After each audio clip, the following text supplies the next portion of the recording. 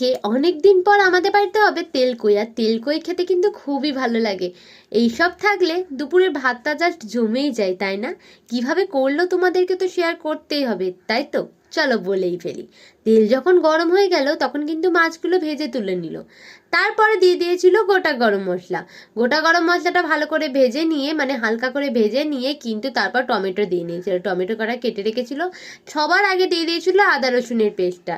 দিয়ে নিয়ে ভালো করে আবার নাড়িয়ে চড়িয়ে নিয়ে হলুদ গুঁড়ো, জিরের গুঁড়ো, লঙ্কার গুঁড়ো দিয়ে আর লাস্টের দিকে একটু নুন দিয়ে ভালো করে মিশিয়ে নেবে। মিশিয়ে নেওয়ার পর একটু লাল লাল যখন হয়ে যাবে তখন দিয়ে নিল কিন্তু সর্ষের পেস্টটা, আর দিয়ে দিয়েছিল পোস্তর পেস্টটা। দিয়ে নিয়ে ভালো করে কিন্তু মিশিয়ে নিয়েছিল।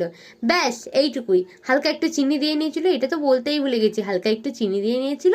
তারপর হালকা একটু ওই মশলা জলটা দিয়ে নিয়ে তারপর মাছগুলো দিয়ে নেবে। তারপর কিছুক্ষণ রাখার পরে আমার রেডি হচ্ছে তেলকই। তারপরেই ৫-৬